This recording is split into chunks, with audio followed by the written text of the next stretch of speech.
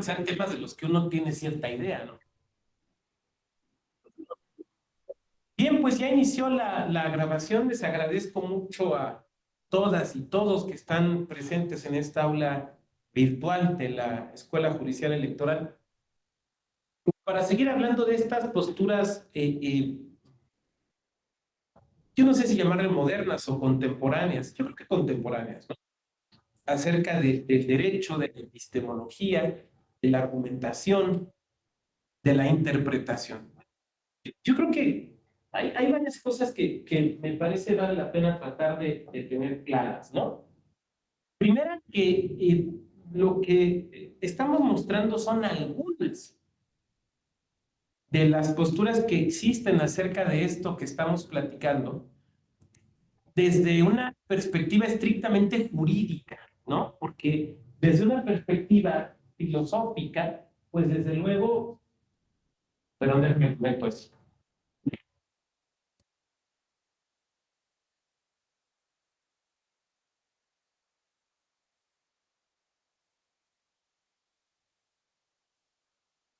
Desde una perspectiva filosófica, desde luego, pudiéramos plantear algunas otras visiones, ¿no? Pero bueno, a final de cuentas, nuestro diplomado está orientado hacia lo jurídico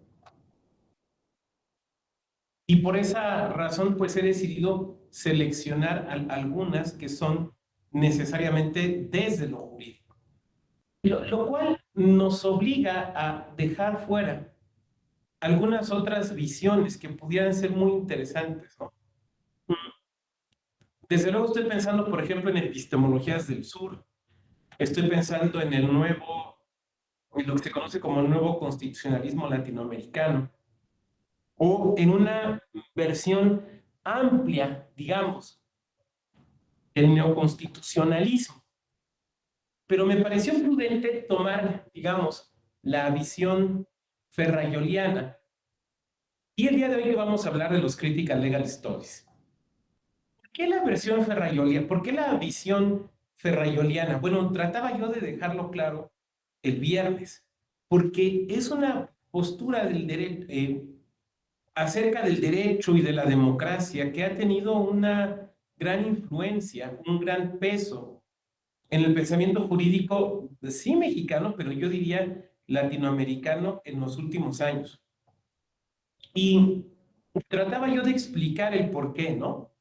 En un primer momento, una circunstancia que tiene que ver con la facilidad en el acceso a este pensamiento, ¿no? ¿Por qué razón? Pues esencialmente por una cuestión de lenguaje, porque nos encontramos los textos de Ferrajoli muy fácilmente traducidos al español, pero también porque pues hay toda una playa de juristas mexicanos, hombres y mujeres, que han tenido la oportunidad de ir a estudiar a España o que hemos estudiado cursos o especialidades españolas a distancia y hemos recibido entonces de esta forma una clara influencia del pensamiento ferrayoliano. Eso por una parte, pero por otra parte porque me parece, y seguramente es la más importante, la segunda, que el pensamiento ferrayoliano nos ayudó mucho a el cambio que necesitábamos en el derecho, particularmente en el derecho constitucional mexicano. Si ustedes leen, digamos, lo platicábamos, ¿no? Las obras clásicas del siglo XX, del constitucionalismo mexicano del siglo XX, obras la mayoría escritas entre los 40 y 50 del siglo pasado y después reeditadas, revisadas, ajustadas, o sea, no digo que se hayan quedado en el pasado, se fueron ajustando. Lo que verán son una serie de características que hoy incluso nos pueden parecer peculiares, ¿no? En un primer momento, un análisis muy desde la perspectiva histórica. Y en segundo lugar, un análisis que no necesariamente empataba lo que pasaba con el pensamiento constitucional mexicano con las teorías o posturas del pensamiento constitucional de otras partes del mundo. Digamos que cuando mucho con el pensamiento francés del siglo XIX, pero nada más. ¿Por qué? porque el constitucionalismo mexicano, o digamos, el pensamiento constitucionalista mexicano, se había vuelto esencialmente un discurso de legitimación de un cierto sistema político. Esto me parece que queda muy claro cuando leemos a don José Ramón Cosío Díaz en ese libro que le citaba yo, ¿no? Dogmática Constitucional y Régimen Autoritario, editado por Juan Tamara. Un libro chiquito, no me acuerdo si son 99 o 101 páginas. Es un libro chiquito, pero de mucho poder, que se convirtió después mm, en un capítulo de su libro Cambio Social y Cambio Jurídico. Me parece que así se llama el libro. Y es entonces el crecimiento de la competitividad electoral a partir de que Acción Nacional gana la gubernatura de Baja California en 1989, que es, digamos, el primer triunfo de la oposición en México en una gubernatura, pues se acelera el cambio democrático en México, ¿no? Y esto implicó, entre otras cosas, un cambio en la visión de las autoridades, de la función de las autoridades en general, pero también un cambio en cuanto a la democracia, la visión de la democracia y sobre todo, para efectos de nuestra sesión, de los derechos humanos. Y entonces empezamos a dejar de hablar de garantías individuales, que era como se hablaba durante todo el siglo XX, y empezamos a hablar de otras cosas, de derechos humanos. Y entonces México, a ver, lo interesante de esto es que no solo abandonamos una terminología, sino que abandonamos una terminología que era muy mexicana y que de alguna manera trazaba claramente una distinción entre lo que se entendía en nuestro país y lo que se entendía en el resto del mundo occidental, donde de lo que se hablaba era de derechos humanos. Entonces, empezamos a dejar de hablar de garantías individuales para hablar, insisto, de derechos humanos. Yo soy hijo del derecho del siglo XX, ¿no? O sea, yo estudié la carrera, la licenciatura, entre 91 y 96. Y a mí me tocó llevar la materia de garantías individuales, porque así se llamaba. ¿Y cuál era la forma pedagógica? Y vamos, no estoy hablando mal de mis profesores, ellos pues, hacían lo que en ese momento se hacía. O sea, no vayan a salir de aquí diciendo el doctor, dijo que sus profesores no. Pues tomaban la Constitución, te leían los artículos del 1 al 29 y te los iban explicando, ¿no? Y entonces era una explicación exegética. Y si tú te ibas a los textos clásicos, no sé, estoy pensando en Boa, Luis Bastrich, los textos clásicos de garantías individuales, pues, básicamente era lo que hacían, ¿no? Básicamente era lo que se hacía. Pero es hacia finales de los 90s, más bien hacia mediados de los 90s del siglo pasado, cuando esto empieza a cambiar, porque se empieza a aceptar el término derechos humanos. Ahí tuvo mucho que ver, sin lugar a dudas, don Héctor Pixamude. Y se trae esta figura, por ejemplo, de las comisiones de derechos humanos. El día de hoy esto que estoy narrando nos puede parecer extraño, pero cuando esto sucedió, por ejemplo, no todo el foro estaba contento, porque una buena parte del foro decía, ¿para qué necesitamos esas cosas extrañas traídas de países donde hay alces y mucho frío y donde vive Santa Claus? Aquí tenemos el juicio del paro, nosotros lo inventamos, ¿qué tenemos que andarle pidiendo inteligencia prestada a otros países? Bueno, hoy sabemos que funcionan de maneras distintas y que incluso son esquemas complementarios, pero en ese momento no se visualizaba así. Y entonces viene la sentencia del caso Radilla Pacheco y viene el asunto Varios 912 de la Corte y viene la reforma en materia de derechos humanos de 2011. Y entonces incluso, decía yo, el término garantías individuales dejó de tener un respaldo constitucional, porque nuestra constitución empezó a hablar de derechos humanos. Cuando esto sucede, digamos que todo el entramado epistemológico que teníamos en el derecho mexicano para hablar de estos temas dejó de ser útil. porque hablaban de algo que ya no existía y no nos permitía entender lo nuevo, que era el tema de derechos humanos. Entonces, huérfanos de teoría, y la teoría es importante cuando nos sirve para explicarnos la realidad y para operar con la realidad. Entonces, huérfanos de teoría, volteamos a ver qué nos sirve. Y resulta que lo que nos sirve en buena medida es Ferrajoli. ¿Por qué? Por las mismas razones que explicaban el surgimiento de su doctrina en Italia, ¿no? O sea, tenemos un régimen que está pasando a ser un régimen democrático, un régimen que predica el respeto a los derechos humanos, pero tenemos normatividad, estamos hablando de los 90, hijas de un régimen autoritario, ¿no? O sea, las normas eran hijas de un régimen autoritario, de un régimen que venía de la represión a los ferrocarrileros, la represión a los médicos, la represión del 68, el halconazo del 71, la guerra sucia de los 70, todo este tipo de cuestiones, ¿no? A mí me brinca mucho, por ejemplo, en varias ciudades, probablemente en la ciudad donde tú estás, no sé si se han fijado que se han puesto de moda unos fraccionamientos, unos desarrollos habitacionales que le llaman ciudad maderas. ¿Sí los han visto? Ciudad maderas.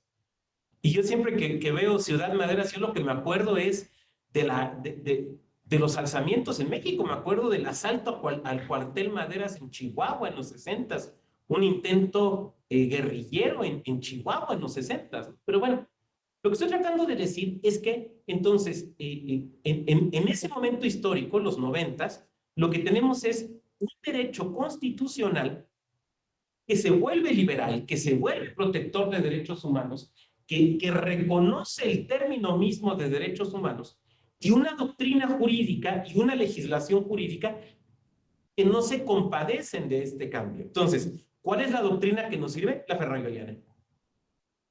Yo creo que, insisto, eso justifica por qué el pensamiento ferrayoliano ha tenido mucho peso en nuestro país. Y desde luego, el tipo es un genio. Esto sería absurdo de mi parte regateárselo. El tipo es un genio. Pero lo que pasa es que fue la persona adecuada en el momento adecuado, ¿no? Para Italia.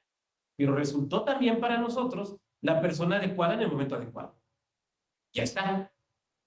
Ahora bien,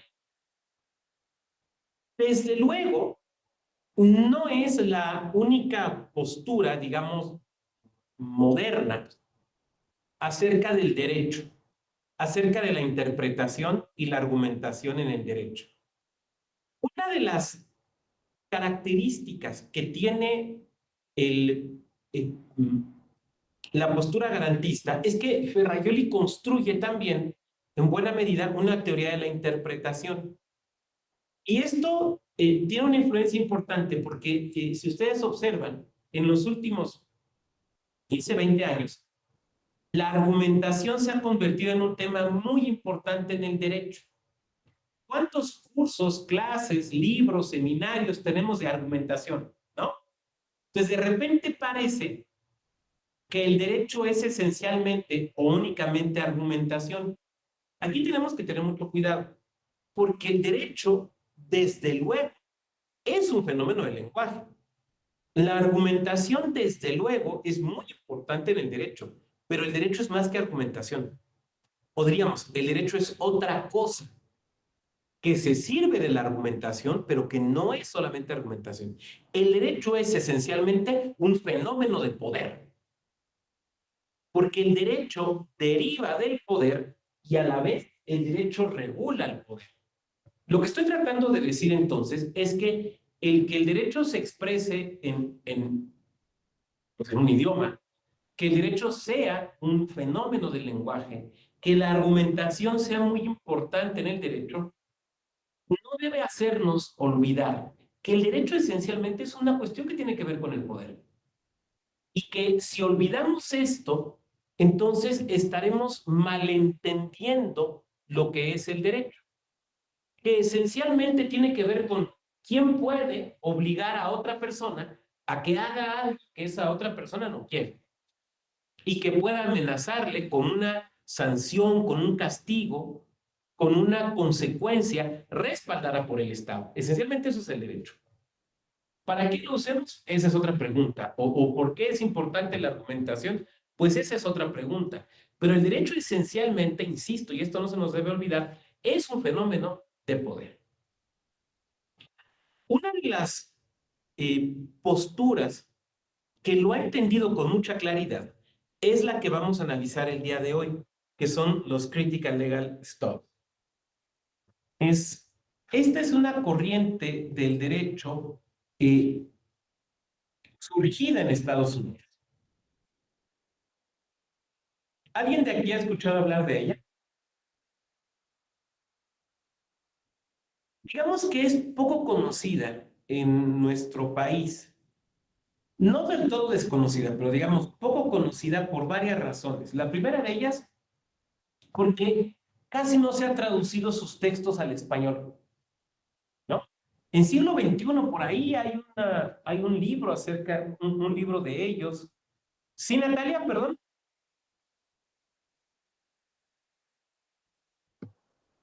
Ay, perdón, maestra, ahora con respecto a su pregunta, si habíamos escuchado sobre la escuela o la corriente.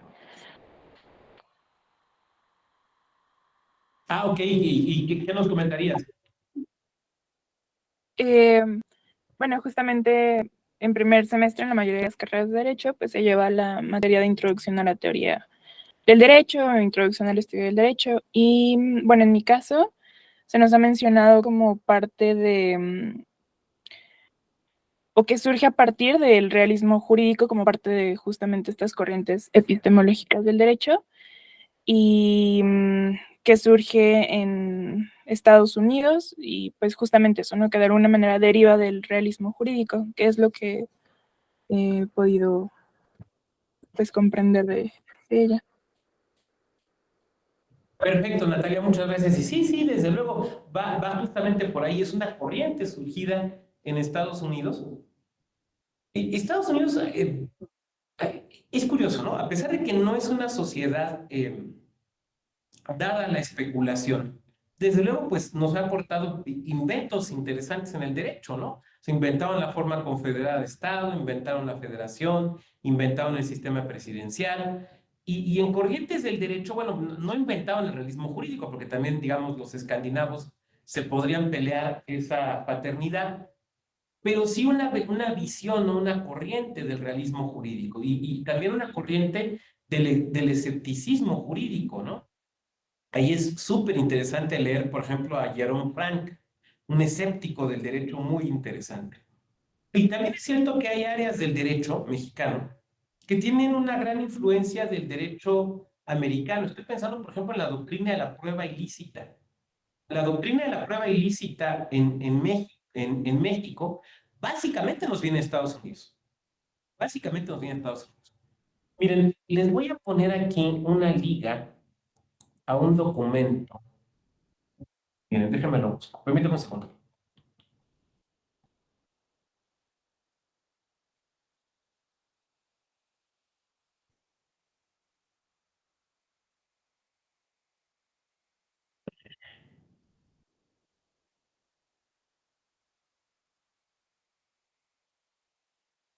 No, espérame.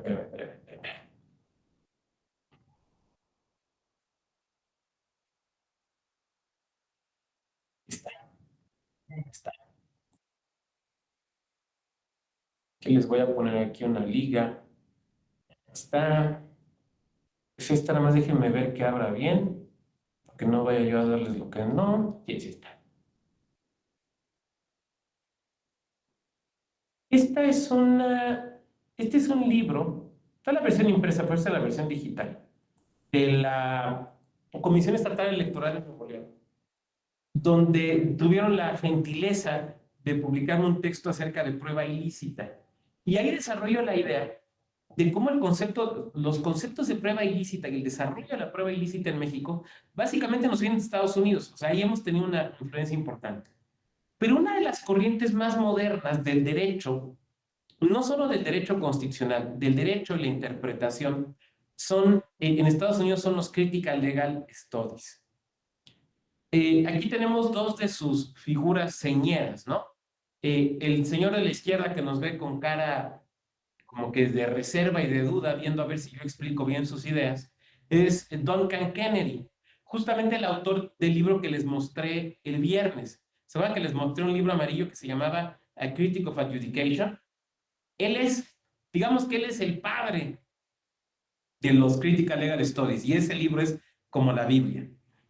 Y la profesora de la derecha es doña Catherine McKinnon, que es, digamos, la madre, por decirlo de alguna manera, de los Critical Legal Studies. Esta es una corriente, entonces, que nace, decía yo, en Estados Unidos. Vamos a hablar un poquito del contexto, de qué son, y sobre todo de la interpretación, la argumentación desde esta postura de los Critical Legal Studies. Estas son, digamos, las dos figuras principales, pero desde luego no las dos únicas de los Critical Legal Studies. Está Reba Siegel, Robert Post, hay varios, pues, pero digamos que las dos figuras más conocidas son ellos. ¿Cuál es el contexto de los Critical Legal Studies? Y ahorita van a ver por qué pongo esta imagen de la película Las uvas de la ira.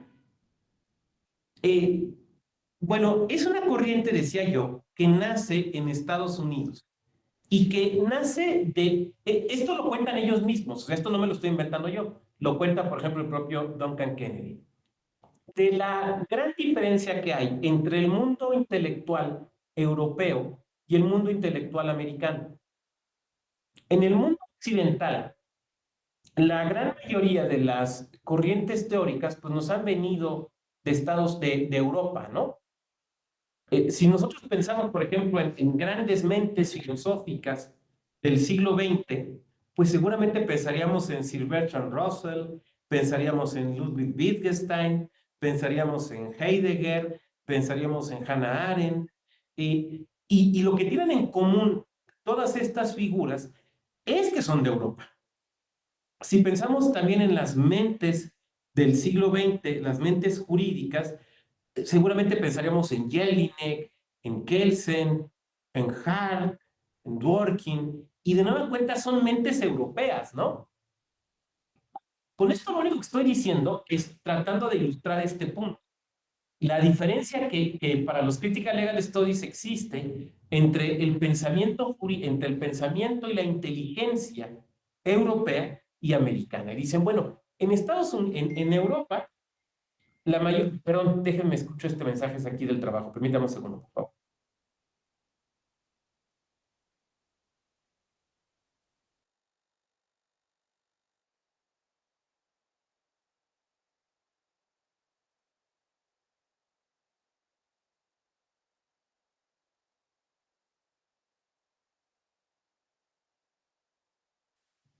Es una llamada de la superioridad, espérame tantito.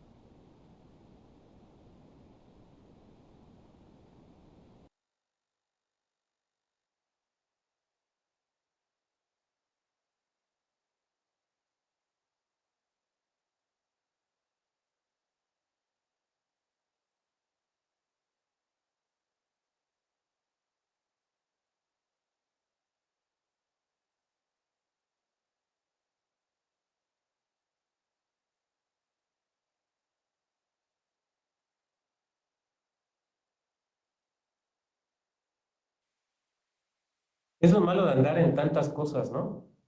Luego me pasa que hay días que me dicen, va a estar en tal lado, muy bien. Y luego me dicen, ese día también va a estar en tal lado, oye, pues no puedo, no tengo el don de la ubicuidad, ¿no? O luego tiene que ser entre dos ciudades que no hay ni vuelos, ¿no? Entonces, pues, ¿cómo le hago? Pero bueno, no es queja, es comentario, ¿eh? No, bueno, el doctor Vado está quejando, no, el doctor Vado no está quejando, ¿eh? No vayamos a decir eso. Bueno, pero ya lo bueno es que ya quedó aclarado el punto. Más déjenme, les aclaro que estaba en clase. Disculpa, estaba en clase. Estoy. Ya. Bueno, pero nos quedamos. Ah, sí. Entonces dice, los países europeos suelen ser países homogéneos.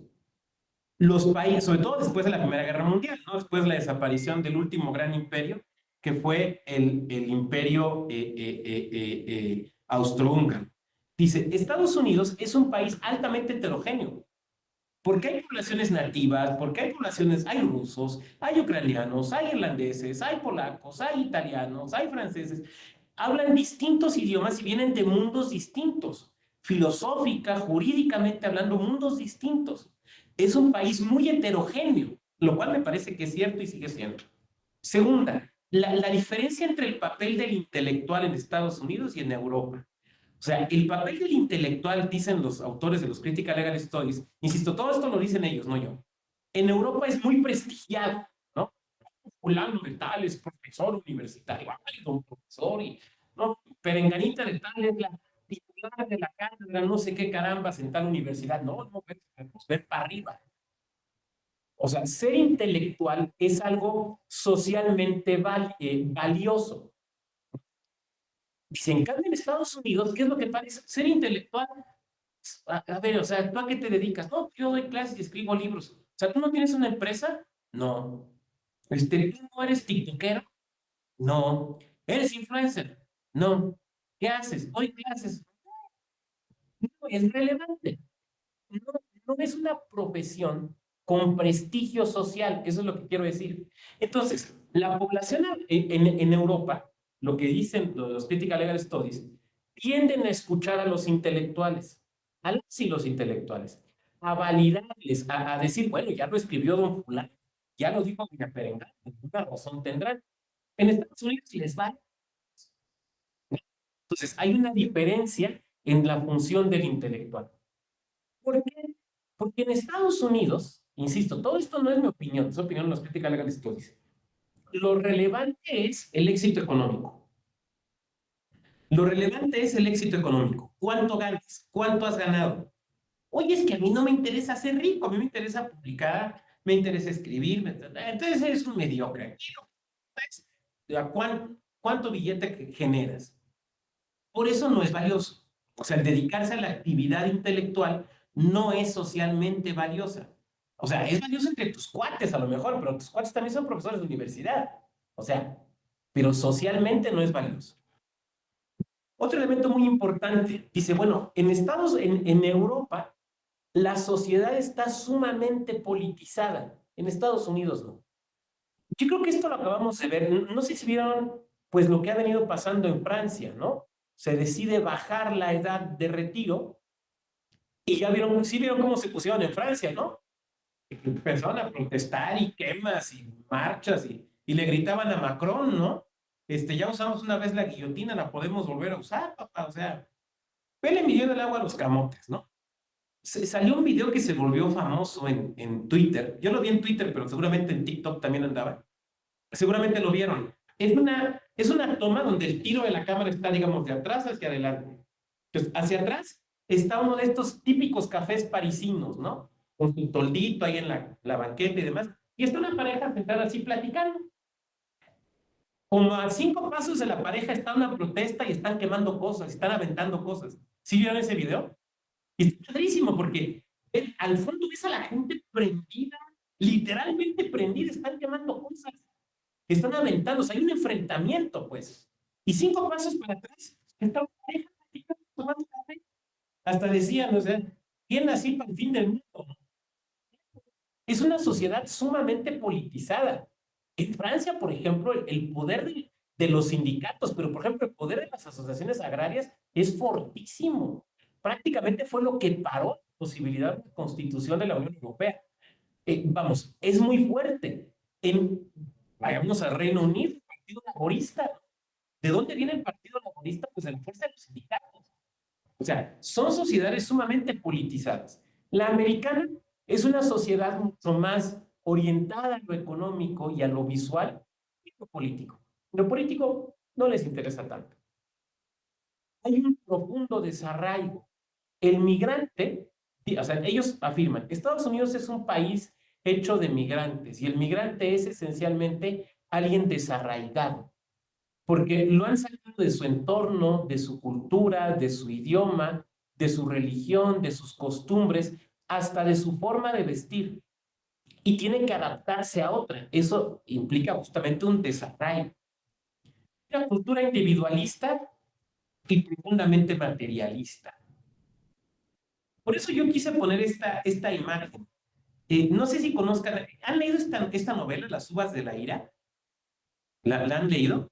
Yo no he visto la película es de John Ford, fíjense nada más de quién estamos hablando, o sea, no es el cineasta Don Tuercas, es Don John Ford, que graba esta película, filma esta película, dicen que la película está muy apegada al libro. Yo les recomiendo mucho el libro, nada más tengan cuidado. Si ustedes son de izquierda y leen el libro, léanlo con mucho cuidado, porque al final van a pensar que Fidel Castro era un pequeño burgués, o sea, se van a ir al extremo. Si son de derecha, léanlo sin tanto problema. Y ojo, no estoy diciendo que esté bien o mal ser de un lado u otro, nada más le estoy recomendando que tengan mucho cuidado. Las uvas de la ira es un libro que ilustra perfectamente todo lo que están diciendo aquí. Prácticamente todo lo que están diciendo aquí. Básicamente, ¿de qué trata? Es una familia pues, o sea, de pequeños propietarios, una familia pequeño propietaria en Estados Unidos, que debido al famoso Dust Bowl y a la crisis del 29, pierden todo y se tienen que ir, no pues si viven en Arkansas o Kentucky, tienen que irse a trabajar como migrantes a California y los tratan como trataban a los mexicanos, siendo ciudadanos americanos. Terrible, terrible, terrible. Hay un capítulo en particular que es de las cosas más descarnadas que he leído en mi vida, porque ilustra perfectamente el modelo capitalista de producción. Es el capítulo de los vendedores de autos. Lean ese capítulo. O sea, si pueden leer el libro completo, créanme que no se van a arrepentir. O sea, por ese libro le dieron el Premio Nobel de Literatura a John Steinbeck. O sea, estamos hablando de plumas de primerísimo nivel. Pero en particular el capítulo de los vendedores de autos usados es una cosa que te presenta el capitalismo americano en la visión más descarnada y que me parece el libro y en particular ese capítulo ilustra perfectamente estos señalamientos que hacen los autores de los Critical Legal Studies. No sé la verdad si el capítulo está representado en el libro. Yo pensaría que debe estar representado porque es muy importante, pero no importa. Pero vale la pena, de verdad vale la pena que lo lean. Es un librazo, es un libro espléndido, espléndido. Frente a esto, ¿por qué puse esta imagen aquí, no? Bueno, pues es un templo de alguna religión oriental. Porque el inmigrante está desarraigado de eso, ¿no? Está desarraigado hasta de su religión. Frente a este contexto que nos pintan los autores de los Critical Legal Studies, pues, qué es lo que tienen que hacer? ¿Qué es lo que plantean? Aquí hay que decir varias cosas.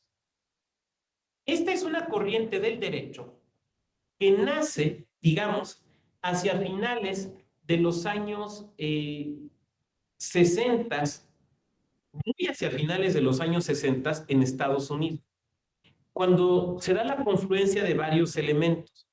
El primero de ellos, que los creadores de esta corriente, por ejemplo, doña Catherine McKinnon, don Duncan Kennedy, son hijos de la generación que nos representa este libro y esta película.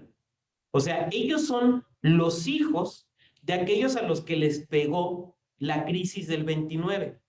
A ver, aquí hay que recordar algo. La crisis en Estados Unidos, en todo el mundo, pero particularmente en Estados Unidos, de los 20 fue una crisis doble. Por un lado, la crisis de la caída del mercado de valores, el famoso Octubre Negro de 1929. Pero hubo otra crisis muy importante de la que poco escuchamos, que se conoce como el Dust Bowl, que de hecho es muy bien representada en el libro. ¿Qué es esto?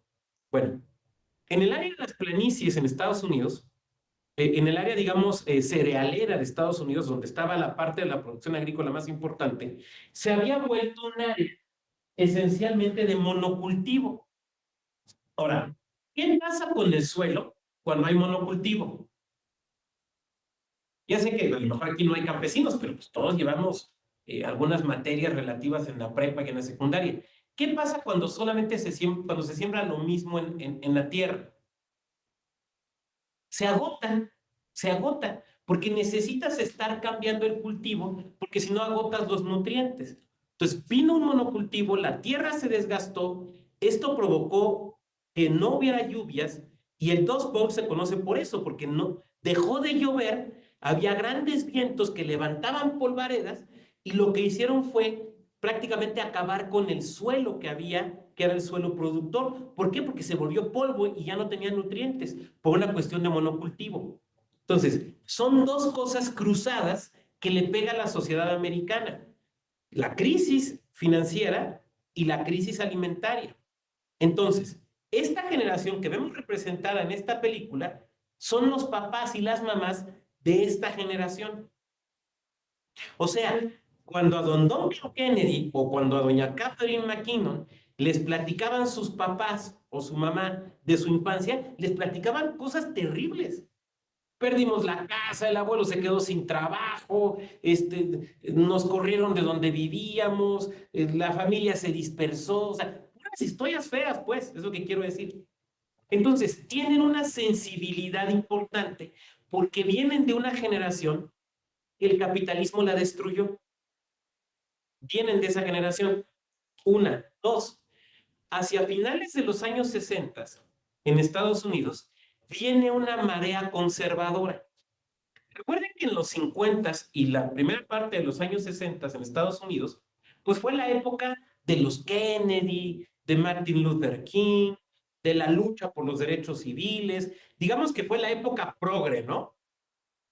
Es la época del caso Brown versus Board of Education. Toda esta época, vamos a llamarle, lo digo en buen sentido, como progresista, ¿no? Pero cuando viene la elección, acuérdense que matan a John F. Kennedy, ¿no?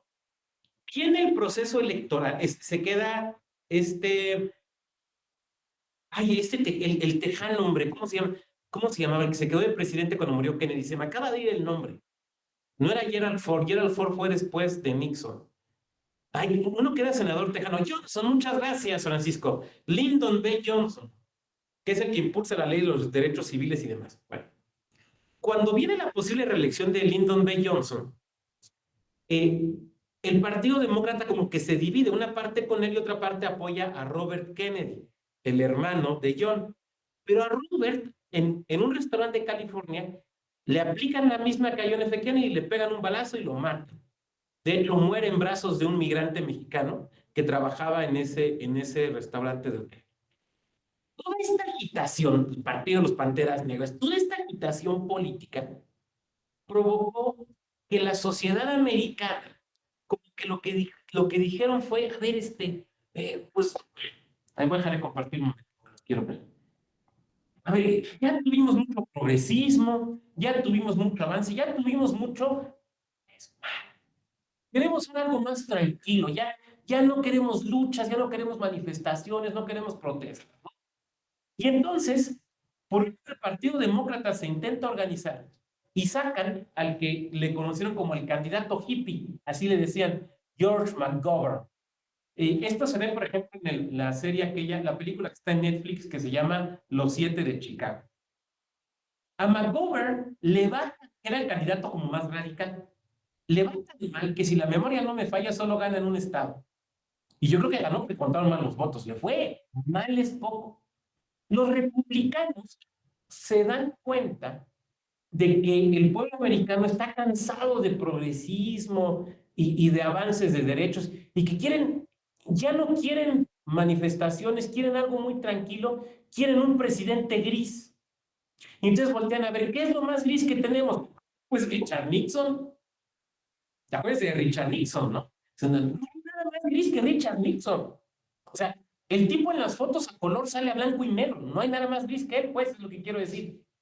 Lo postulan y Nixon gana, pero barras.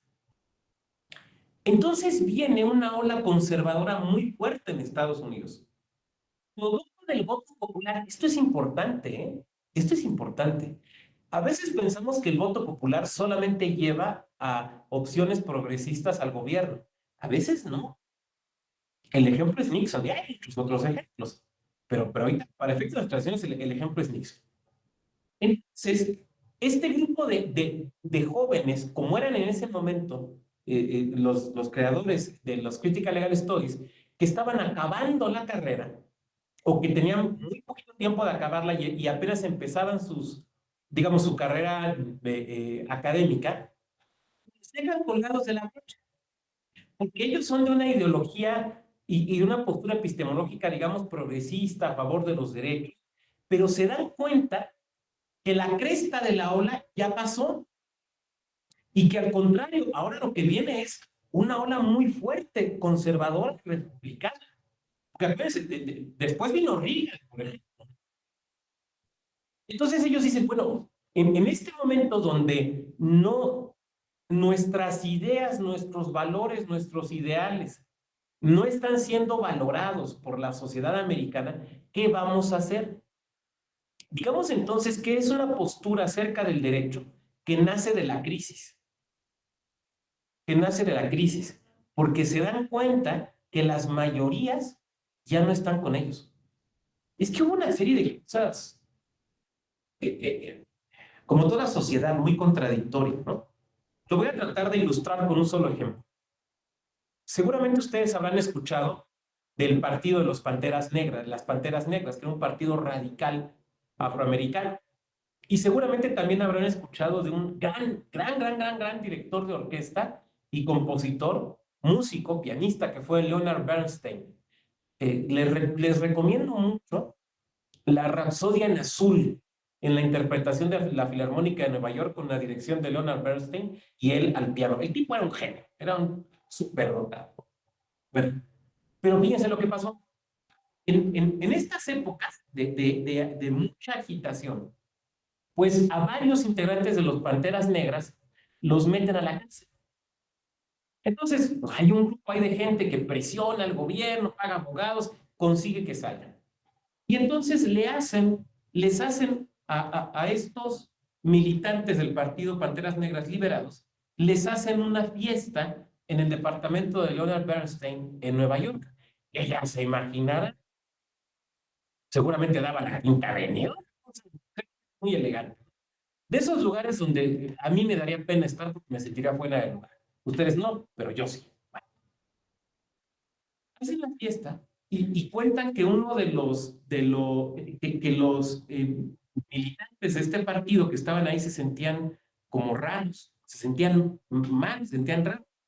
Entonces se acercan a preguntarle a uno, oye, pues, ¿serías tan feliz? Estás aquí, así que estás chupando con los grandes, hay cena, estás libre, estás en un lugar súper elegante. Me dice, fíjense lo que dijo.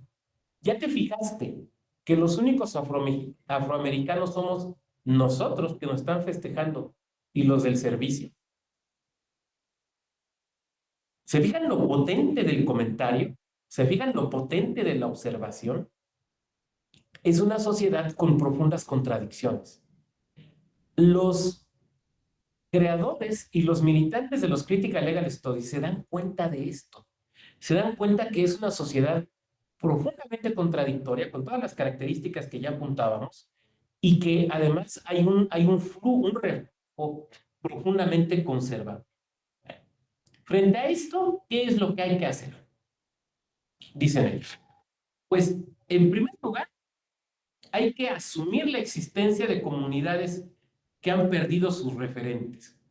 Asumir que Estados Unidos no es monolítico, que no todos y todas sus habitantes comparten sus mismos valores, que es un país que es no una fusión, sino un mosaico de culturas.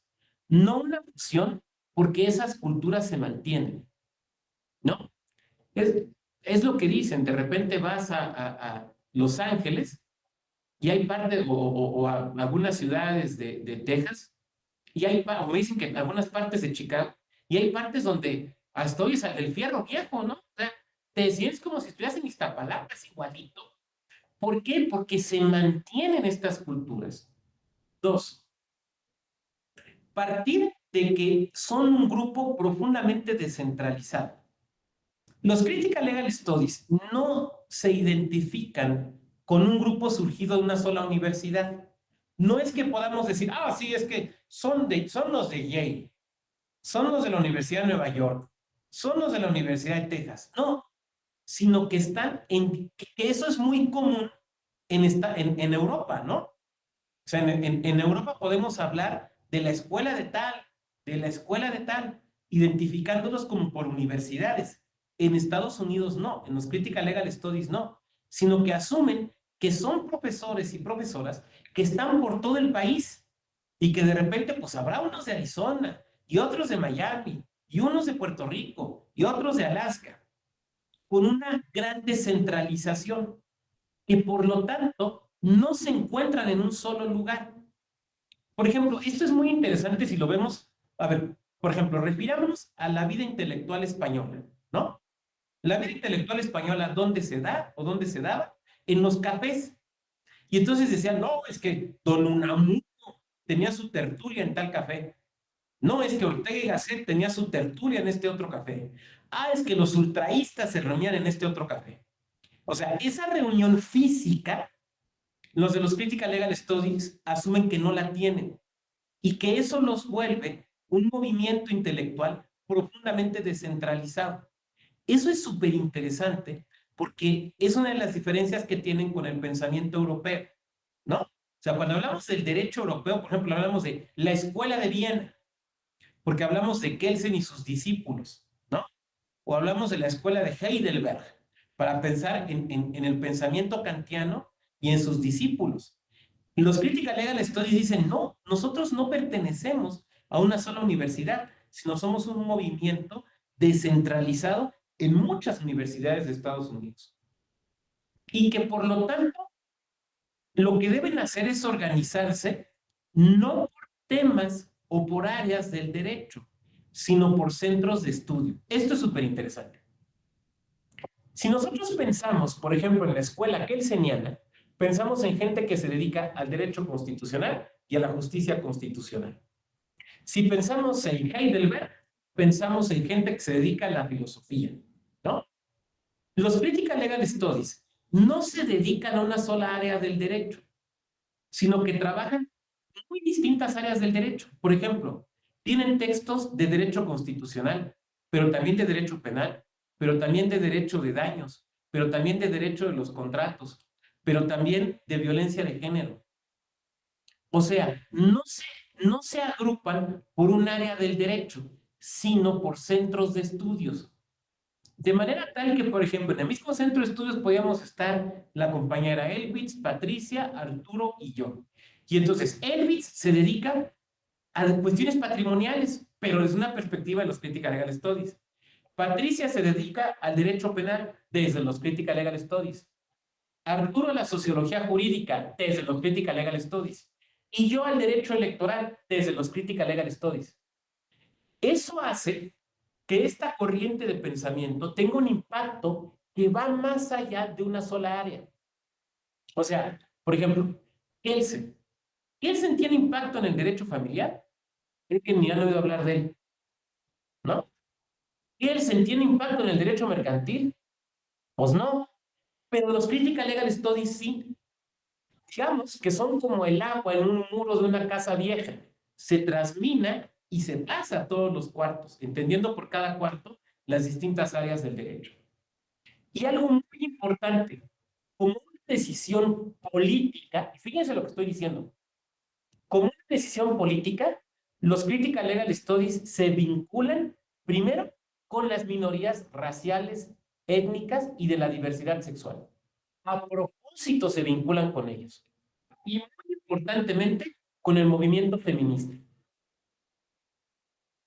En mi muy limitado conocimiento, limitado como el de cualquier humano, no hay ninguna otra corriente del derecho que tome con tanta importancia, que le dé tanta importancia al feminismo. Desde luego, no seré yo, sería inadecuado de mi parte, quien se ponga a hablar de feminismo, no lo voy a hacer. Pero sí voy a decir que el feminismo, en particular el feminismo jurídico, en particular el feminismo de izquierda, ha tenido un peso muy fuerte en los Critical Legal Studies. No hay otra corriente del derecho que tome desde su inicio con tanta fuerza el feminismo. A grado tal de que, como yo les decía, una de sus fundadoras, esencialmente a lo que se dedica es a temas de feminismo. La tenemos aquí, que es Catherine McKinnon. Entonces, por ejemplo, temas como machismo, patriarcado, violencia hacia la mujer, y demás, son temas que están en los Critical Legal Studies desde los primeros trabajos de los años 70, porque hubo una vinculación consciente muy importante con estos colectivos. ¿Qué son los Critical Legal Studies? Miren, siempre ha sido complicado hablar. Sí, Natalia, es una corriente súper interesante, ¿eh? Y todavía no hemos acabado de exponerla, y conste que solamente estoy hablando de un panorama general, ¿no? Es una corriente epistemológica, es una teoría. La verdad es que ellos se definen más bien como un movimiento.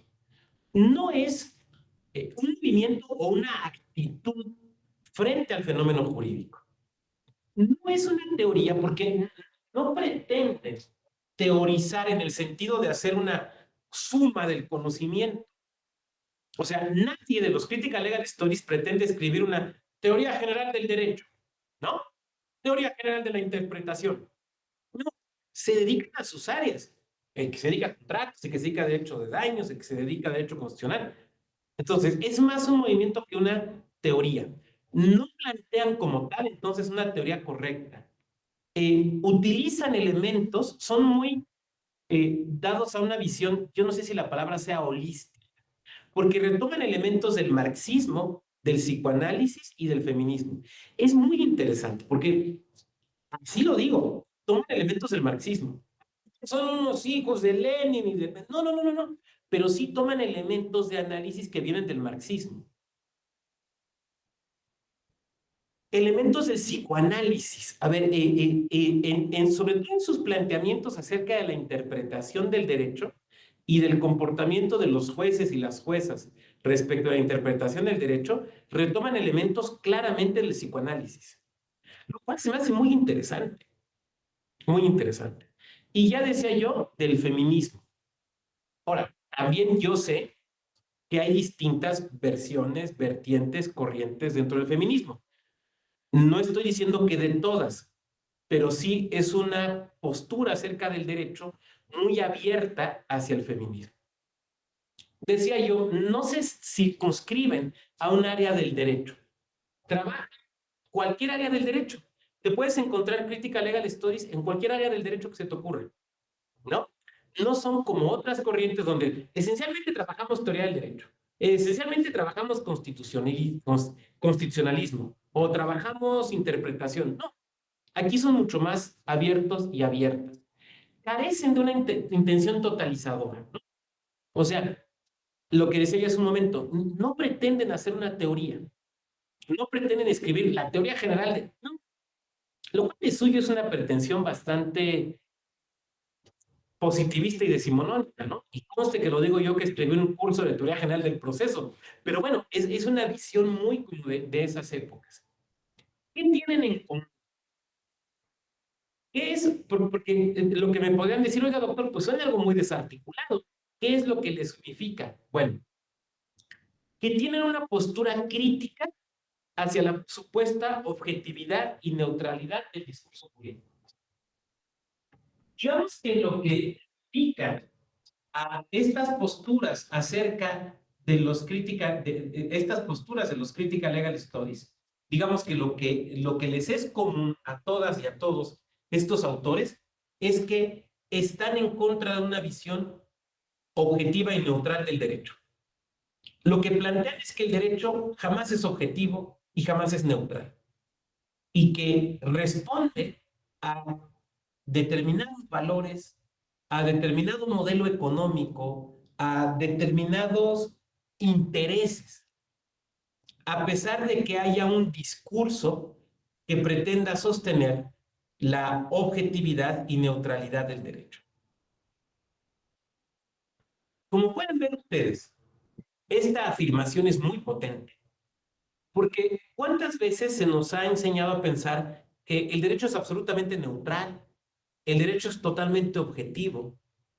Y lo que ellos vienen a decirnos es que no es así, que detrás del derecho, que se presenta como neutralmente, como neutral y como objetivo, hay intereses económicos, por ejemplo.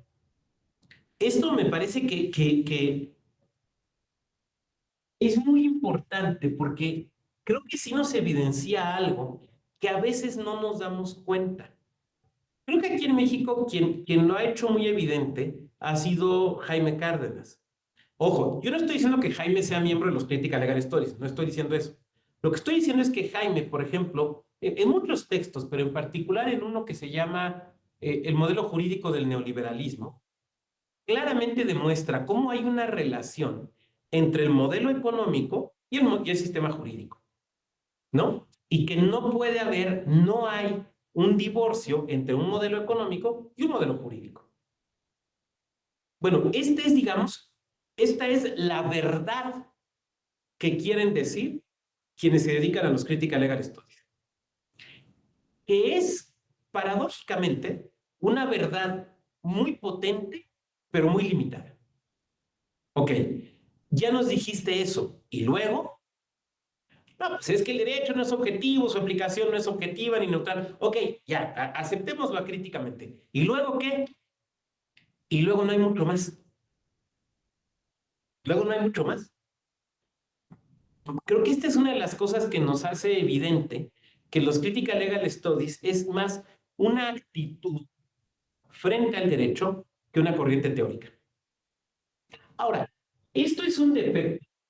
Yo creo que si nos trajéramos aquí a don Duncan Kennedy o a Catherine McKinnon, nos dirían no, porque no todo pensamiento tiene que ser una teoría. No todo pensamiento tiene que tender a ser hegemónico. Yo creo que aquí hay una renuncia a hacer un pensamiento hegemónico y más bien a plantear las pretensiones hegemónicas de otros pensamientos. Entonces, me parece que esto que es una limitación, es una autolimitación, ¿no? No es visto como un defecto, sino como un rasgo o una característica de esta corriente de pensamiento. Asumen que el derecho moderno contribuye a sostener el modelo económico capitalista. Y la verdad, disculpe que me quite tantito el saco por ahí una caloría. Bueno, si no les incomoda, si no, me lo dirán. Pero asumen que el derecho está vinculado al modelo económico de producción. Ahora, creo que en el caso mexicano es evidentísimo. A ver, si yo les preguntara, ¿cuál es el derecho más sagrado para el pueblo americano? ¿Cuál sería su respuesta? Libertad. ¿No? Porque te pueden meter a la cárcel.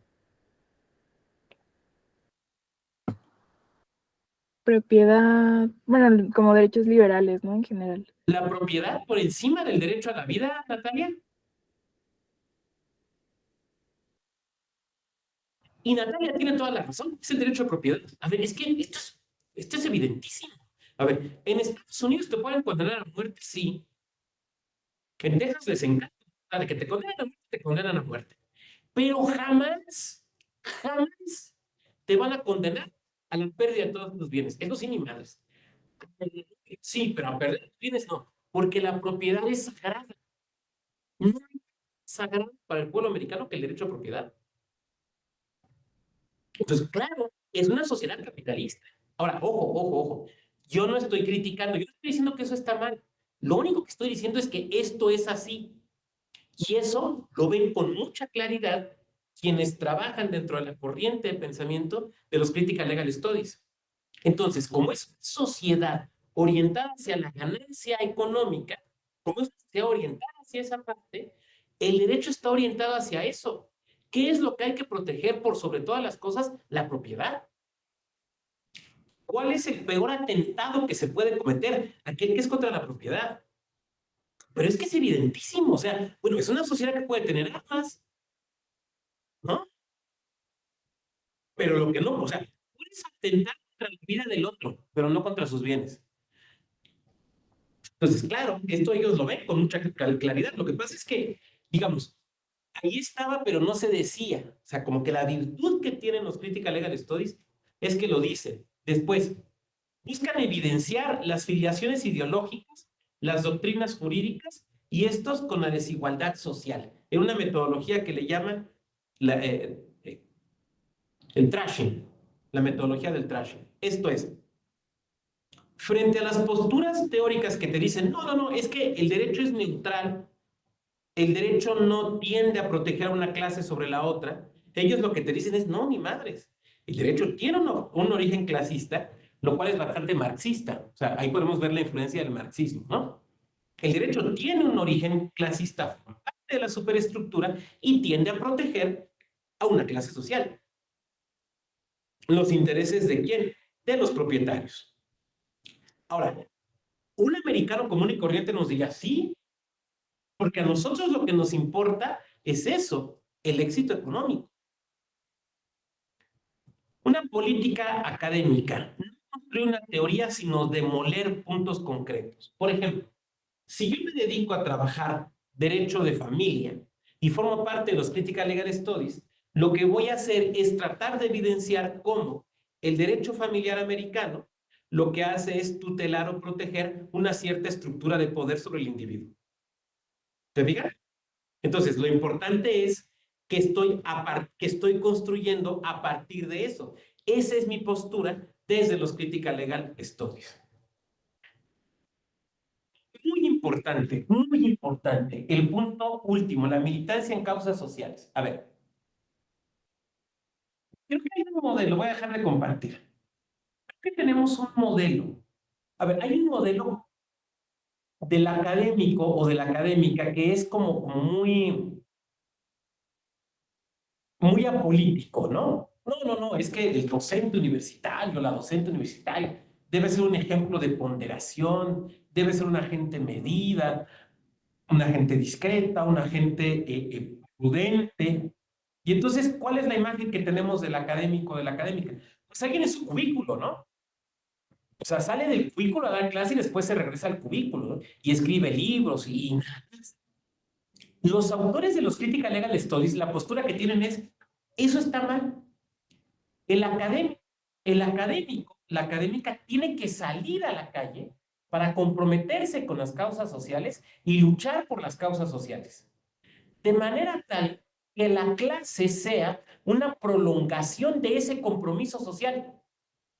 Entonces, ni más que estás en un cubículo, estás afuera protestando por la causa que tú creas. Tu causa puede ser, no sé, la defensa de la ecología, la defensa de los derechos de los animales, la tutela de los derechos de la comunidad LGBTIQ, no sé, la causa que tengas.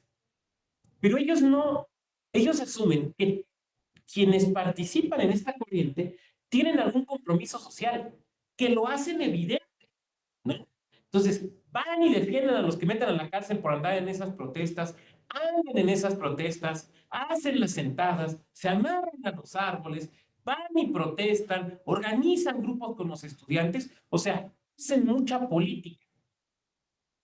Entonces, frente al modelo del académico que parece que está totalmente metido en su cubículo y que está desvinculado de la realidad, digamos que ellos plantean un modelo de alguien que es esencialmente una persona comprometida con las causas sociales que las lleva a la academia. Entonces, pues los vemos protestando, los vemos gritando consignas, los vemos pintando pancartas, los vemos amarrándose a los árboles, ¿no? Lo cual les acarrea muchas críticas. No, es que el docente debe estar alejado de todo eso. ¿Qué ejemplo le estás dando a tus estudiantes? Y ellos tendrían el ejemplo del compromiso y la lucha social, ¿no? Esto se me hace muy interesante porque creo que en México solemos asumir que el docente debe ser un poco como de este modelo, ¿no? Muy prudente, muy sin mayor compromiso, a menos de que se comprometa con los partidos políticos mayoritarios. Entonces, bueno, ahí como que... Y entonces también esperamos hasta que casi que hagan militancia en las clases, ¿no? Yo me acuerdo cuando las clases de derecho electoral, por ejemplo, las daban políticos. Y entonces lo que hacían era, pues, platicaban de su partido más bien, o sea, no te hablaban de derecho electoral, te daban clases de ideología de su partido. Bueno, lo que dicen los Critical Legal Studies es, fuera caretas, tengamos compromiso social y que eso sea evidente. Y entonces, vamos a poner un ejemplo, tú podrías estar como estudiante, como alumna, como alumno, ir a una marcha para protestar por la carestía de la vida y te encontrabas que al lado estaba marchando tu docente, ¿no? Ahora sí que era tu compa en las barricadas. Pero evidentemente esto tiene muchos efectos.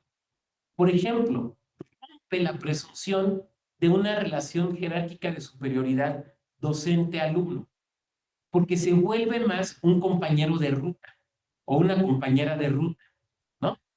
¿Por qué? Porque te lo encuentras en la lucha social que tú compartes, ¿no? Lo cual para algunas personas es como, es que es complejo.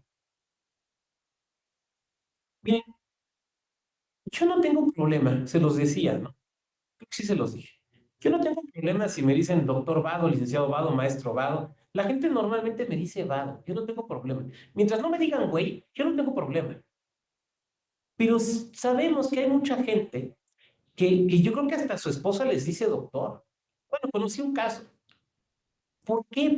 Porque hay gente que necesita sentir que ese valor académico lo lleva a varios espacios de su vida, ¿no? Entonces, como que esa relación de superioridad, no, es que yo soy doctor. A mí háblame de usted y a mí dime doctor. Me acuerdo el caso de uno que conocí que decía, dígame doctor, que me costó mucho obtener el grado. Y le decía licenciado, maestro, y ni volteaba, ¿no? Te lo tomaba con una gran falta de respeto. A ver, yo lo entiendo en un contexto académico, ¿no? Pero vamos, si en la calle me encuentro con alguno de ustedes, pues es en la calle, o sea, a ver, es que imagínense, supongan que nos encontramos en los tacos, te vamos a echar unos tacos de pastor o de suadero, y yo tengo el salero aquí. O sea, imagínense que Daniel me diga, doctor Vado, disculpe usted que lo moleste, ¿me podría alcanzar el salero? O sea, hasta el de los tacos voltea así como. Pero hay gente que es así. En los Critical Legal Studies, la idea es, en buena medida, romper eso, romper esa idea de superioridad que tiene el esquema docente. Ahora, la realidad es que yo no sé, esto ya son reflexiones mías, a partir de eso que estamos platicando. Yo no sé si por más que lo intentes lo puedas romper, porque es obvio que hay una relación de superioridad. O sea, tan hay una relación de superioridad que ustedes están calladas y callados mientras me escuchan. Yo no sé lo que estén pensando, a lo mejor están pensando qué cosa tan aburrida que nos está diciendo este señor, o sea, nomás estoy aquí porque tengo que sacar el diploma. O a lo mejor están diciendo, oiga, qué cosa tan interesante lo que está diciendo. Pero en todo caso, es evidente que que yo guardo una relación jerárquica respecto de ustedes, porque me están poniendo atención, simple y sencillamente. Pero bueno, digamos que en los Critical Legal Studies la idea es un poco partir de la igualdad. Yo no sé qué tanto se pueda conseguir, pero bueno.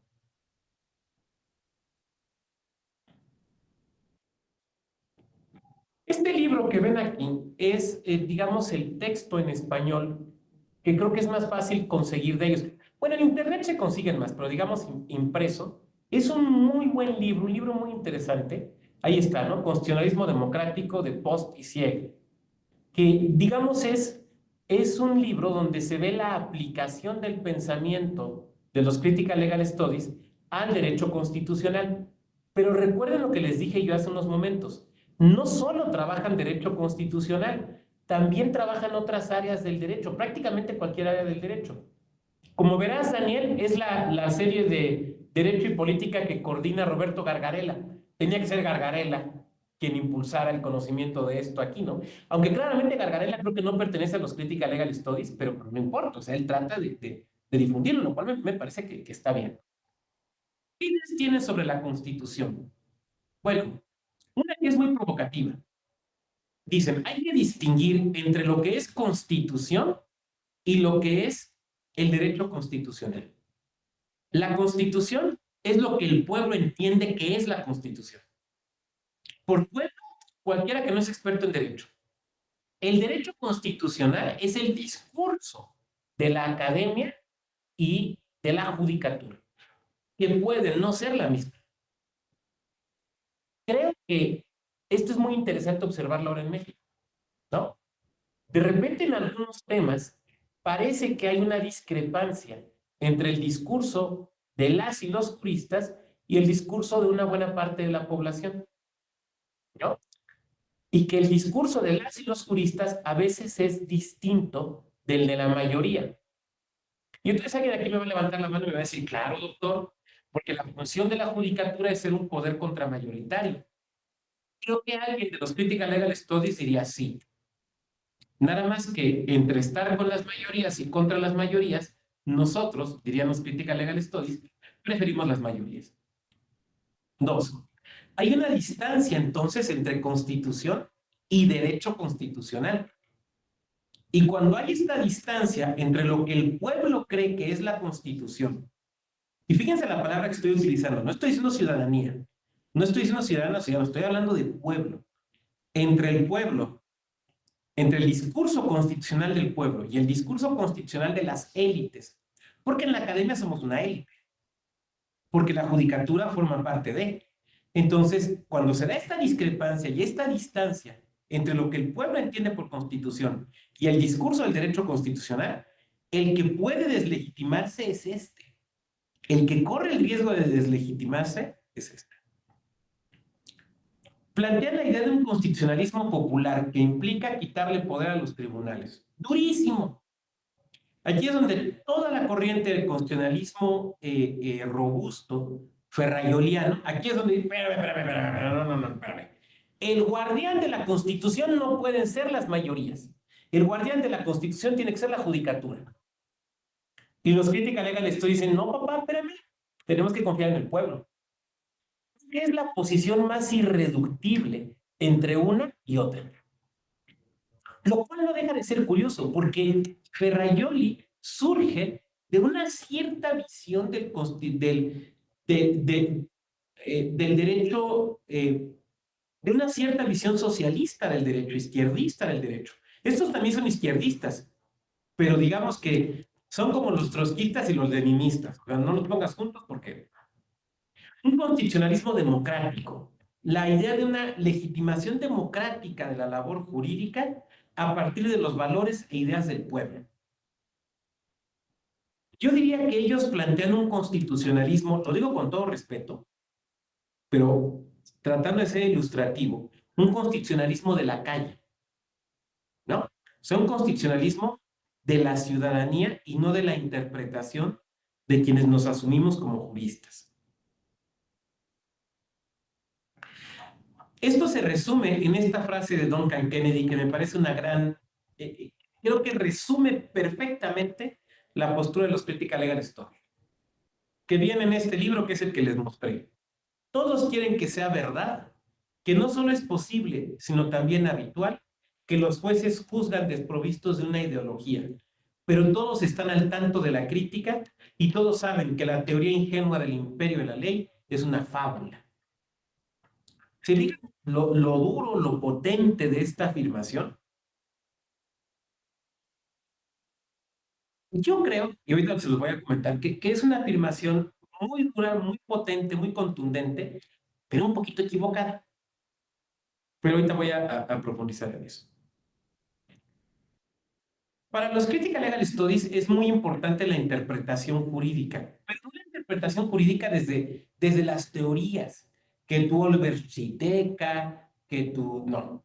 Tampoco desde la corrección de la lógica del pensamiento, o sea, tampoco desde la correcta aplicación de la argumentación analógica o la argumentación histórica o sistemática, no, sino evidenciar que detrás de la interpretación jurídica hay una ideología, que es primero la ideología y después la interpretación jurídica. Y que los jueces y las juezas suelen tener o pueden tener un comportamiento estratégico. Esto es un poco psicoanalítico. Esto es, decidir cómo realizar el trabajo jurídico para mostrar que una interpretación es la más adecuada y que la interpretación entonces se presenta como algo impersonal y como un elemento ideológico, ¿no? O sea, la idea de que cuando se hace una interpretación, los jueces y las juezas no dicen, esta es mi lectura, sino dicen, esta es la consecuencia de la norma. No soy yo, es la norma hablando por mí. ¿Te fijas?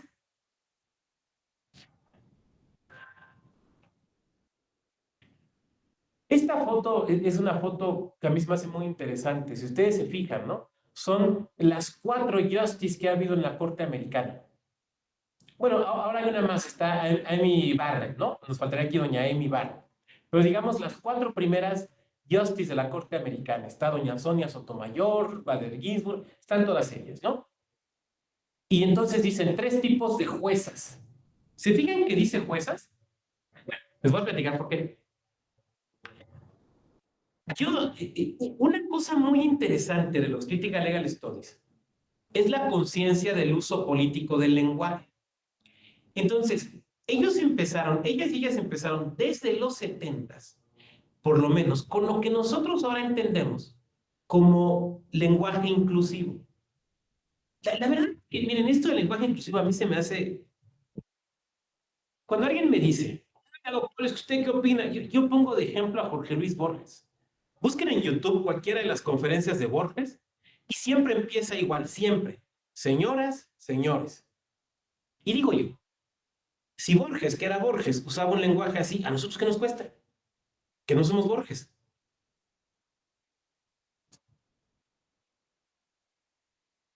Tal vez es la ventaja de vivir en la Ciudad de México, ¿no? Pero pues yo suelo moverme en Metrobús, en metro y demás, y luego me dicen, y el carrito que tengo, pues es un carrito ya con sus años, ¿no?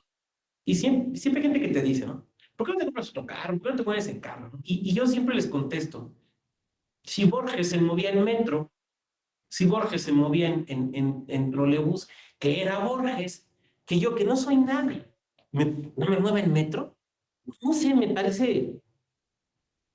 parece demasiado pomposo, no sé, pero a lo mejor estoy mal. Pero lo relevante es que, decía yo, desde los años 70, por ejemplo, Duncan Kennedy hizo una técnica muy interesante. Alterna los géneros en los ejemplos. Yo en mis textos hago lo mismo y lo hago lo leí en él. Por ejemplo, pone un ejemplo y dice, pensemos en un abogado que ¿no? Entonces dice, ahora, pensemos que la jueza de ese asunto, ¿se fijan cómo alterna el género? Entonces, abogado, jueza, abogado, jueza. Lo cual me parece que creo que es una forma interesante de hacerlo, ¿no? Entonces, por eso aquí lo alterné, por eso aquí dije juezas. Pero cuando dice juezas, también se refiere a jueces. Ahora ya sé, me van a levantar la mano, doctor, pero es que la Real Academia ya dijo, a ver, recordemos algo, la Real Academia no es autoridad, o sea, no es autoridad en sentido jurídico. Una, dos. La Real Academia lo que hace es levantar acta o constancia del uso general del lenguaje. Eso quiere decir que si seguimos con el lenguaje inclusivo, en 10 o en 15 años, lo que va a pasar es que la Real Academia va a establecerlo así porque es el uso. O sea, la Real Academia no es prescriptiva, la Real Academia es descriptiva. Eso lo tenemos que tener claro. Creo que a veces no lo tenemos muy claro. Una, dos, el lenguaje es político. El lenguaje es un acto político. Hablar las cosas, nombrarlas, es un acto político. Es que esto lo tienen muy claro ellos, por eso lo estoy trayendo a colación. A veces pasaba en las familias, ¿no? Oigan, pues vamos a organizarnos para el 24, ¿no? A ver, tu tío Juan y su amigo van a traer tal cosa. Ah, o sea, su pareja. No, oye, pero el tío Juan tiene 25 años viviendo con ese señor y sí es su pareja. No, no, es que son amigos y viven juntos. ¿Por qué? Por no nombrar las cosas. Porque nombrar es un acto político, a la vez que es un acto de conciencia. El problema es que el lenguaje tiene un contenido evocativo. Y ese contenido evocativo a veces nos da miedo. Les voy a poner un ejemplo.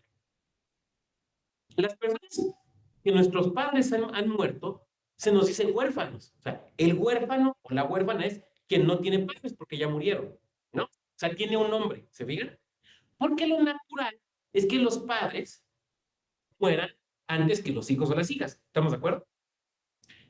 Pero aquella persona o aquella pareja que pierde un hijo no tiene nombre. ¿Se fijan que no hay nombre para eso? ¿Por qué no? Porque si tiene nombre se evoca y no lo quieres evocar. No lo quieres evocar.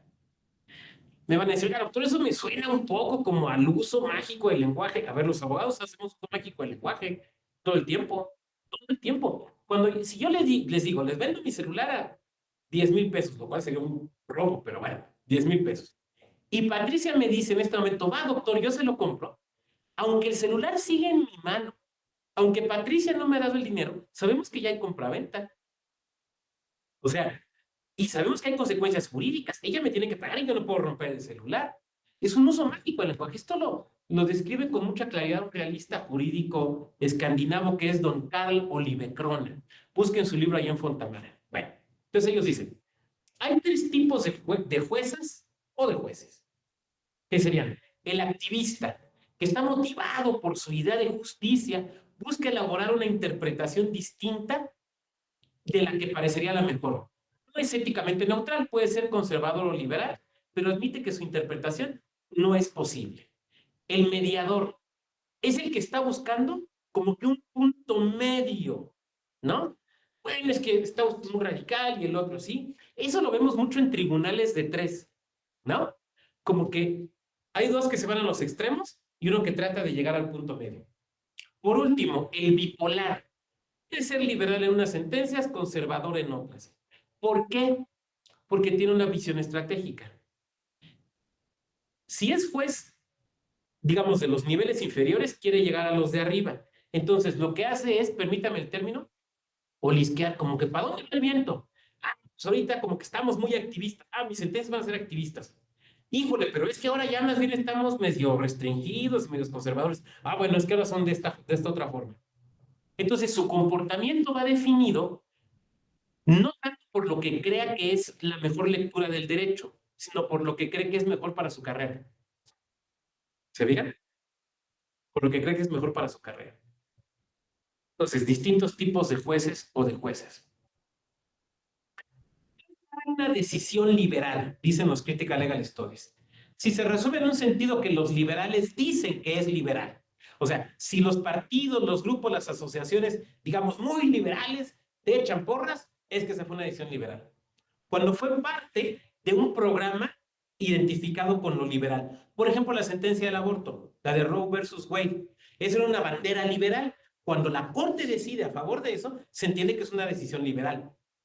Y cuando se encuentra cerca de otras decisiones liberales similares. Por lo tanto, viceversa, ¿cuándo será conservadora una decisión? Cuando forme parte de la agenda conservadora, ¿no? El reciente caso que echa para atrás la sentencia de Roe versus Wade, el caso, ¿cómo se llama? Se me fue ahorita. Bueno, ya saben a qué caso me refiero. Claramente es una decisión conservadora. ¿Por qué? Porque forma parte de la bandera de los grupos conservadores, porque forma parte de una ola contra las decisiones liberales y porque está cerca de otras decisiones conservadoras, por ejemplo, aquellas que limitan matrimonios entre personas del mismo sexo, ¿no?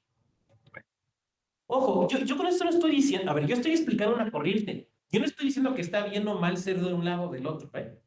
No vayan a salir esta clase diciendo, dice que hay que estar de tal lado. Yo no estoy diciendo eso. Yo solo estoy explicando una corriente. La virtud, me parece, de los Critical Legal Studies está en vincular el derecho con la realidad social. Ahora, a mí me parece que el punto crítico que yo les formularía es el siguiente. Miren, me voy a regresar. Aquí. Creo que aquí es donde yo podría estar muy de acuerdo en varias cosas que ellos dicen, pero aquí creo que hierran el tiro. Dice que los jueces juzgan desprovistos de una ideología, pero todos están al tanto de la crítica y todos saben que la teoría ingenua del imperio de la ley es una fábula. O sea, lo que están afirmando es que todos los jueces deciden desde una perspectiva ideológica. Yo lo que diría es que no siempre. En mi experiencia, soy un señor de 49 años, algo he visto, poco, tampoco como puede ver cualquier persona en su vida, pero he sido litigante, he sido autoridad, he sido académico, he trabajado dentro y fuera del Poder Judicial. Vamos, creo que sí, tengo muchos años viendo cómo deciden los jueces y las jueces. Y yo diría que en realidad lo relevante, a lo mejor solamente para el caso mexicano, no es tanto la ideología, entendida como ideología de izquierda o de derecha, sino sobre todo la postura epistemológica.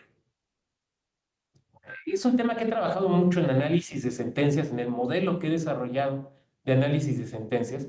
Creo que lo importante es preguntarnos por la postura epistemológica del juez o de la jueza. A ver, ¿qué cree que es el derecho? ¿Para qué cree que sirve? ¿Cuál cree que es la naturaleza de la función judicial? Por lo tanto, ¿cuáles lee o ve como sus límites? Y muy importante, ¿qué entiende por constitución? Esto me parece ha sido evidentísimo en los últimos tiempos, en las discusiones de la Corte, por ejemplo, acerca de aprobar o no la consulta popular y en el tema de la prisión preventiva oficiosa. Creo que ahí se dio con mucha claridad distintas visiones acerca de qué es una constitución, para qué sirve, qué es la interpretación judicial y cuáles son los límites de la interpretación judicial. Yo pensaría que desde una perspectiva práctica, es mucho más importante preguntarnos sobre la postura epistemológica del juez o de la jueza, más allá de una hipotética postura ideológica. O sea, en la práctica, si yo litigo derechos humanos, a mí más que importarme si es de izquierda o de derecha el juez o la jueza, lo que me debe importar es qué piensa que son los derechos humanos. ¿Cuáles piensa que son los límites en la interpretación de los derechos humanos? Si yo me encargo, me muevo en el derecho constitucional, a mí me va a interesar preguntarme qué entiende el juez o la jueza por constitución. ¿Entiende solamente un librito? ¿Entiende derechos humanos? Yo lo planteaba ayer. Soy un ñoño del derecho constitucional, entonces hasta el domingo ando pensando en eso. Lo planteaba yo ayer, ¿no? O sea, debemos hablar de constitución. Gracias, Francisco, si es el caso Dobbs. ¿Debemos hablar de constitución o más bien tenemos que hablar de ámbito y fuentes de lo constitucional? Pero me parece que eso es realmente más importante que preguntarnos acerca de la ideología del juez. Ahora, ¿el juez puede tener ideología política? Sí, seguramente muchos lo tienen. Pero a mí lo que me importa no es eso, porque a mí lo que me importa no es cómo vota. A mí lo que me importa, cómo vota en las urnas. A mí lo que me importa es cómo votan los asuntos, ¿no? Entonces, ahí lo que me va a importar más bien es su postura epistemológica. Por eso creo que es importante, o sea, por eso creo que dicen cosas importantes los Critical Legal Studies, pero me parece que allí muy respetuosamente hierran el tiro. Ahora, estoy seguro que a Duncan Kennedy le ha de preocupar mucho lo que un humilde profesor mexicano está pensando de su teoría. Y con esto yo no estoy diciendo que lo hagamos a un lado, que no nos leamos, no. Simplemente estoy apuntando que me parece que ahí hay un tema que podríamos debatir. Bueno, son las 8:30. Yo quisiera dejar hasta aquí mi peroración y más bien pasar a los comentarios o las reflexiones que ustedes quieran hacer. Sé que es una corriente poco leída en México, pero creo que es muy interesante y creo que se podría vincular muy bien con, por ejemplo, con el nuevo constitucionalismo latinoamericano, que comparte una visión crítica. Yo creo que ahí hay vasos comunicantes muy interesantes, ¿no? Entonces, bueno, ¿por qué la abordé? Pues porque, digamos, es la contrapartida de Ferrajoli, ¿no? Es un poco la contrapartida de Ferrajoli y porque, bueno, pues es una de las posturas modernas. Mientras se van decidiendo a levantar la mano, vamos a ver aquí comentarios. Bueno, ya les puse lo de la prueba ilícita. Johnson, sí, Lyndon B. Johnson, que cuando firmó la ley de los derechos civiles, él dijo, él era demócrata, había sido senador por Texas, demócrata, dijo, sé que con esto perdemos mi estado por 10 años. Se equivocó. Los demócratas no han recuperado Texas. Texas sigue siendo republicana desde los 60. O sea, tuvo razón, pero por más de 10 años. Está increíble, es una teoría muy completa, dice Natalia. Yo no sé si una teoría, la verdad es que no sé, pero yo no sé, o sea, igual y si lo es. Yo creo que es como una postura crítica, ¿no? Lo cual me parece que es muy interesante. Y luego, por andar abordando estas posturas críticas, creo que por eso no me hicieron profesor de tiempo completo en Querétaro, ¿no? ¿Para qué andan abordando estas cosas? Pero también les voy a ser sinceros, o sea, para abordar y repetir lo que todo el mundo dice, la neta, que es flojera, porque además ni siquiera lo voy a decir mejor que lo que otros u otras lo han dicho. El lenguaje lo conforman sobre todo los hablantes. Claro, claro, el lenguaje es una creación práctica, ¿no? O sea, el lenguaje es una creación de todos los días. A ver, es que lo voy a poner con ejemplos, ¿no? A ver, creo que esta Daniel ya me la he escuchado. Se le llama un expediente en segunda instancia. Cuando tú llegas a un juzgado de primera instancia, tú dices, préstame el expediente 1424 diagonal 14, ¿no? ¿Cómo pides el expediente en segunda instancia? Ya no le llamas expediente, ¿cómo le llamas? toca. ¿Por qué se le llama toca? Yo recuerdo que hace muchos años escuché una conferencia de uno de los últimos grandes lingüistas mexicanos, que fue don Arrigo Cohen Anitúa, hijo de esa gloria del teatro mexicano que fue doña Fanny Anitúa. Gloria porque anduvo en Europa. De hecho, don Arrigo, su hijo, nace en Italia, porque su mamá anda de gira en Italia. Bueno, y entonces un juez, que después fue presidente del tribunal de Querétaro, le pregunta, oiga, don Arrigo. De hecho, ustedes lo pueden ver, miren, busquen en YouTube, seguro veían sus abuelitos, que se llama Desayunando con Saldaña, los sábados con Saldaña, que era un programa que salía en el Canal 13, donde se juntaban muchos viejitos que sabían de muchas cosas, entre otras cosas del lenguaje, y mientras desayunaban resolvían dudas del lenguaje. Entonces dice, oiga, don Arrigo, ¿por qué al toca se le llama toca? Cuando hizo esa pregunta, yo en ese entonces era coordinador administrativo del Instituto de Especialización Judicial. Yo sé que coordinador administrativo suena muy elegante, o sea, yo era el que imprimía las constancias y acomodaba las sillas. Eso era ser coordinador administrativo, ¿no?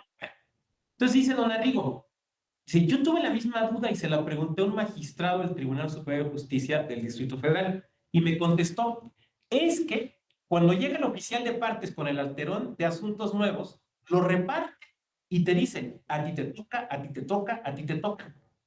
Por eso el toca se llama toca. ¿Se fijan que no hay una toxicidad del toca? O sea, que no hay una esencia en el lenguaje. Otro ejemplo es la palabra matrimonio, ¿no? O sea, entre quienes han hablado en contra del matrimonio de parejas del mismo sexo, pues lo que han dicho es que matrimonio viene de mater, de que haya una madre, ¿no? Yo no sé si esto sea cierto o no, pero lo puedo aceptar acríticamente. Bueno, eso quiere decir que la palabra va a significar lo mismo que significaba hace 2000 años. Porque el idioma no funciona así, perdón. Es como si yo les digo, la fábrica de mi camisa es de algodón. Pues, ¿cómo que la fábrica de su camisa? Sí, la fábrica de mi camisa es de algodón. ¿Cómo que? O sea, ¿tiene una fábrica de camisas? ¿Nos quería vender camisas? O sea, que no se entiende, ¿no? Es que la palabra fábrica designaba originalmente de qué está fabricado algo, de qué está hecho algo. Otro ejemplo, la palabra monstruo. Si yo hoy digo monstruo, pensamos en algo feo, ¿no? Monstruoso. Ay, me espantó, parecía un monstruo, ¿no? Pero originalmente monstruo quiere decir digno de ser mostrado. Entonces, por ejemplo, un bebé muy bonito, alguien podría decir, es un monstruo. Pero si tú muestras a tu bebé y te dicen es un monstruo, tú piensas que le veo un brazo aquí o una oreja en el cuello. No, es que monstruo significa digno de ser mostrado. Pero lo que pasa es que el lenguaje cambia. El lenguaje cambia. Piénsenlo así, a ver, palabras que sus abuelitos o abuelitas entienden distinto. O sea, si tú le dices a tu mamá o a tu papá, me voy de antro, ok, te encargo que llegues a tal lugar. Pero si tú le dices a tu abuelita, abuelita, me voy de antro, va a ser un lugar de eso. Porque ¿qué entienden por antro? Era un lugar horrible, peligroso. No, pues, ¿qué entendemos ahora por antro? Un lugar donde pasa la noche. El lenguaje cambia. Claro, claro, eso es cierto, el lenguaje es una cosa que se va creando constantemente, ¿no? Eh, eh, bueno, nosotros lo vamos viendo, o sea, palabras que hace, ¿qué les gusta? 3, 5 años no existían. TikTokear, doxear, funar. A ver, cuando ustedes estaban en la secundaria o en la primaria, probablemente no existían esas palabras. ¿Qué palabras van a existir en un futuro? O palabras que han dejado de existir. Por ejemplo, en mi generación, para decir que algo estaba muy bonito, cuando estábamos chamacos, decíamos una frase que ustedes ya no escucharon, que era, ay, qué paique. Díganle a sus papás, si tienen más o menos mi edad, oye, ¿escuchaste la frase ay, qué paique? No, sí, cómo no.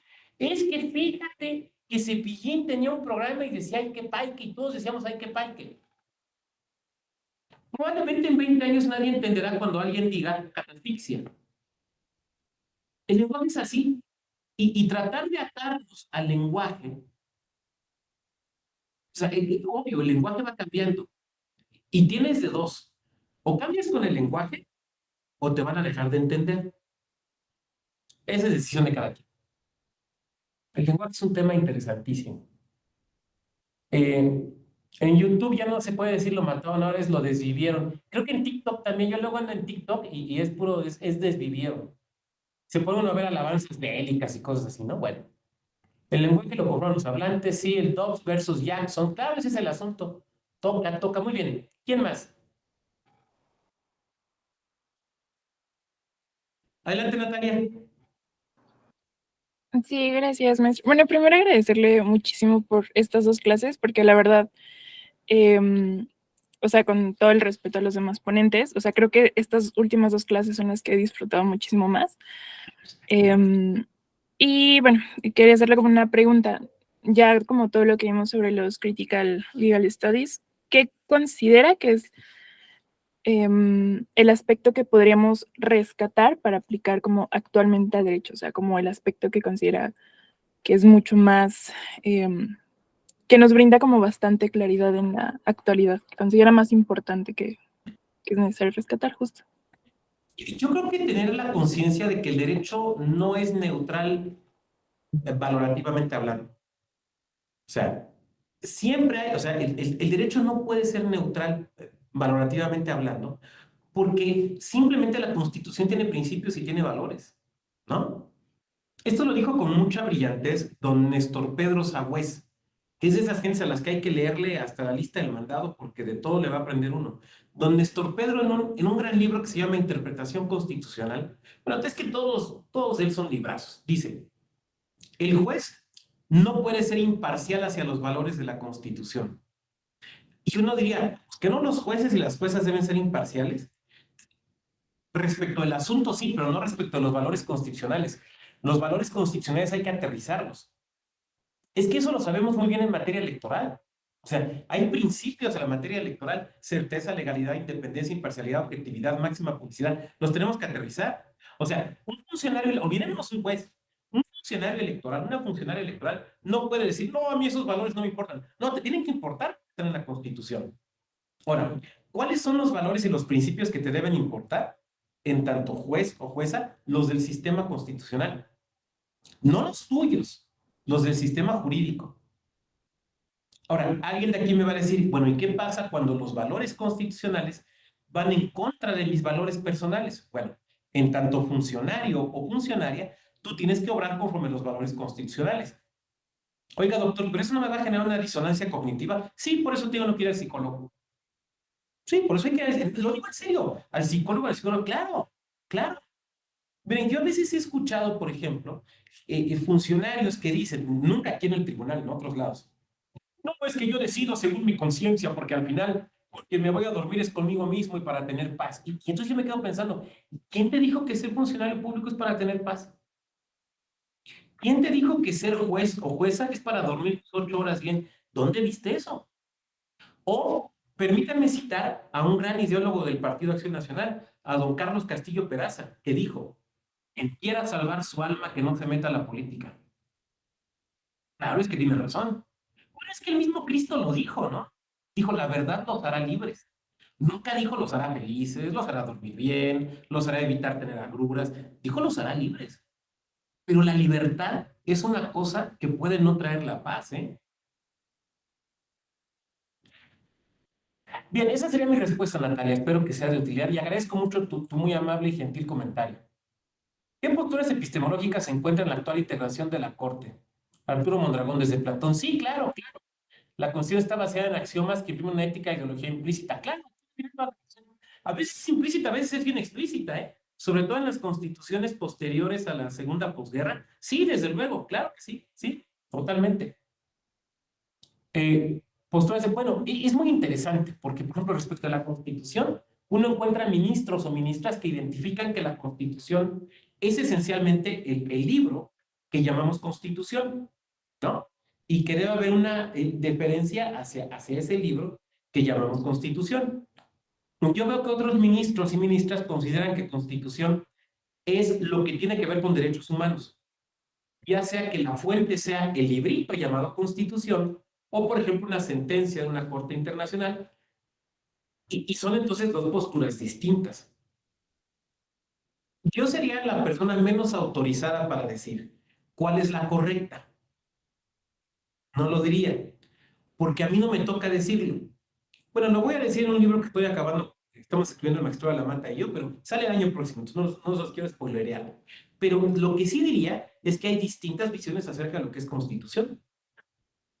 Yo creo que lo que se debe de exigir es que haya una consistencia y una congruencia, ¿no? O sea, lo que no se vale es que yo salga a decir, para mí los derechos humanos derivan de la dignidad humana y de la que descubrimos con la racionalidad y por lo tanto creo en el derecho natural. Y dos clases después o dos sentencias después, yo diga, los derechos solamente los concede el Estado en la Constitución. Espérame, igual eso no eres, ¿no? O sea, creo que eso es lo que tendríamos que señalar. Muchas gracias. ¿Quién más? Platón, que es un gran pensador conservador. Y bueno, uno ve su vida y entiende por qué, o sea, nada es gratuito. Otro comentario. ¿Ninguno, ninguno? Bueno, no siendo así, no me queda sino agradecer su gentil presencia en estas dos sesiones, desearles que concluyan muy exitosamente su diplomado, esperar que lo que aquí hemos platicado, que no es sino meramente introductorio, no podría ser de otra manera, les resulte de interés y de utilidad y ojalá nos sigamos encontrando en otras actividades académicas de la Escuela Judicial Electoral. Muchas gracias y muy buena noche. Hasta luego. Abrazo, Daniel. Hasta luego.